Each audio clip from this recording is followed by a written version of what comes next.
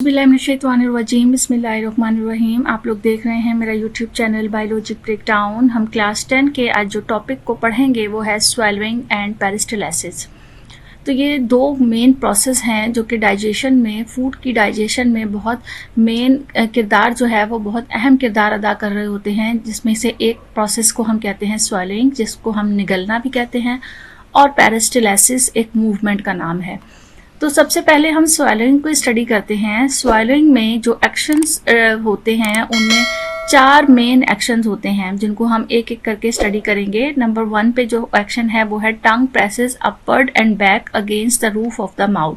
टंग जो है, जो ज़बान होती है, वो ऊपर की तरफ अपवर्ड प्रेस हो जाती है और back against the roof of the mouth, और पीछे से बैक से जो है वो फोर्स करती है बाउल्स को, यानी जो उसका अपवर्ड जो उसका जो पार्ट है वो अपवर्ड ऊपर की तरफ जब मूव करता है तो पीछे बैक रूफ की तरफ से माउथ में उसको बाउल्स जो कि हमारा फूड होता है उसको फोर्स किया जाता है ताकि वो आगे की तरफ जाए to the back of the mouth. Back of mouth पीछे से आगे की तरफ जो है वो उसको मूव करने के लिए टंग जो है वो अपवर्ड ऊपर चली जाती है।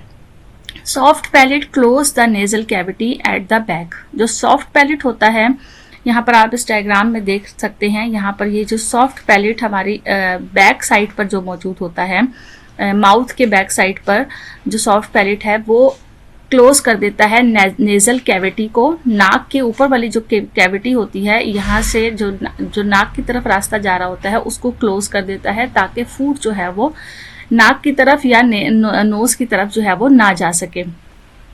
थर्ड जो इसका मेन प्रोसेस होता है वो होता है लैरिंग्स cartilage around the top of the trachea. वो कार्टिलेज, लैरिंग्स के वो कार्टिलेज जो कि ट्रैकिया के टॉप पर मौजूद होते हैं, पुल्ड अपवर्ड ऊपर की तरफ उठ जाते हैं, सो दैट ग्लोटिस जो कि ट्रैकिया को ओपन कर रहा होता है, lies under the back of the tongue, और वो टंग के नीचे आ जाता है। नेक्स्ट जो प्रोसेस होता है वो है epiglottis, a flap of cartilage. एक कार्टिलेज का एक टिश्यूज का एक फ्लैप होता है जिसे हम एपिग्लोटिस कहते हैं। ये हेल्प करता है कि वो फूड को प्रिवेंट करे, बचाए from entering glottis instead of oesophagus. Glottis में दाखिल होने की बजाय एसोफेगस में फूड जो है वो दाखिल हो जाए, इस चीज़ को वो मेक श्योर करता है। यानी एपिग्लोटिस का फंक्शन ये होता है कि वो फूड को ग्लोटिस में जाने से रोके और एसोफेगस की तरफ उसको मूव करवाए। तो the beginning of the swallowing action is voluntary. वो ये कह रहे हैं कि जो स्वेलोइंग, निगलने का जो प्रोसेस है उसकी जो स्टार्ट होती है वो तो हमारे इख्तियार में होती है, वॉलेंट्री होती है। But once the food reaches the back of the mouth, लेकिन जब फूड जो है वो माउथ में पीछे बैक की तरफ चला जाता है तो स्वेलोइंग बिकम्स एन ऑटोमेटिक और इनवॉलेंट्री एक्शन। अब जब फूड जो है वो बैक पे चला गया है, गले की तरफ चला गया है, तो उस वक़्त ये प्रोसेस जो है वो ऑटोमेटिक और इनवॉलेंट्री हो जाता है। The food is forced into and out and down the oesophagus by peristalsis, और फूड को फोर्स किया जाता है अंदर की तरफ और नीचे की तरफ एसोफेगस में पेरिस्टालसिस के प्रोसेस के जरिए से। पेरिस्टालसिस को हम पढ़ते हैं। Alimentary canal has layers of muscles. जो एलिमेंट्री कैनाल होती है उसमें मसल्स की लेयर्स मौजूद होती हैं, which push the ingested food forward, जिनका काम ये होता है कि वो जो भी इंजेस्टेड फूड, जो भी फूड माउथ में आया है उसको फॉरवर्ड आगे की तरफ मूव करें। A contraction of circular muscles just behind the bolus जो होती है, यानी जो फूड राउंड शेप में आ गया है उसको सर्कुलर मसल्स जो है वो उसे पुश करते हैं और वो फूड फॉरवर्ड हो जाता है इनटू द नेक्स्ट रीजन, आगे वाले हिस्से में, where longitudinal muscles are contracted, और यहाँ पर जो लॉन्गिट्यूडनल मसल्स हैं वो कॉन्ट्रैक्ट होते हैं, एंड एसोफेगस बिकम वाइड, और एसोफेगस जो है वो चौड़ा हो जाता है।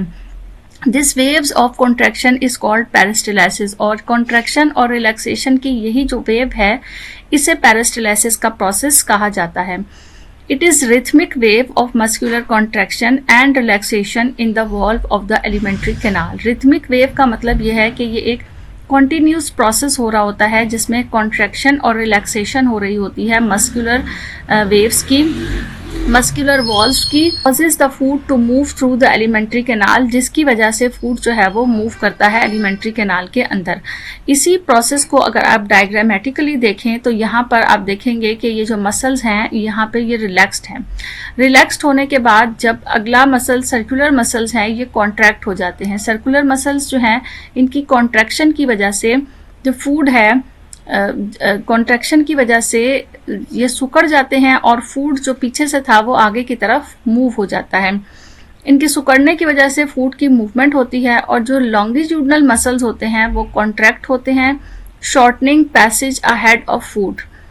तो ये लॉन्गिट्यूडनल मसल्स जो हैं इनके कॉन्ट्रैक्ट होने की वजह से फूड मजीद जो है वो आगे चला जाता है। तो मसल्स यहाँ जो इस जगह पर ये वाली जो जगह है यहाँ पे मसल्स रिलैक्स्ड हो गए हैं। इस पार्ट पर ये वाला जो पार्ट है जहाँ पर आपको ये पार्ट बंद नज़र आ रहा है इस जगह पर मसल्स जो है वो कॉन्ट्रैक्ट हो गए हैं। तो इस कॉन्ट्रैक्शन और इस रिलैक्सेशन की वजह से फूड आगे की तरफ जो है वो मूव करता रहता है। पहले यहाँ पे रिलैक्स थे, कॉन्ट्रैक्ट हुए, फूड यहाँ से यहाँ पहुँच गया, उसके बाद यहाँ रिलैक्स है। अब जब मसल्स दोबारा कॉन्ट्रैक्ट होंगे, ये आपस में एक दूसरे के साथ अटैच होंगे तो ये फूड मूव करता हुआ मज़ीद आगे जो है वो एलिमेंट्री कैनाल में मूव कर जाएगा। तो ये रिथमिक मोशन होता है, ये रिथमिक मूवमेंट होती है जिसकी वजह से कॉन्ट्रैक्शन और रिलैक्सेशन की वजह से फूड एलिमेंट्री कैनाल में मूव करता है।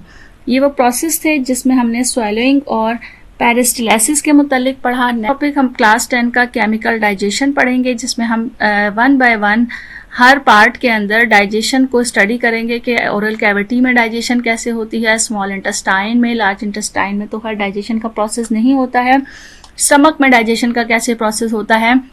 तो इस तरह से हमने एक एक पार्ट को जो है वो स्टडी करना है। साथ रहिएगा इसी यूट्यूब चैनल पर, अपना ख्याल रखिएगा। Thank you so much. अल्लाह हाफिज़।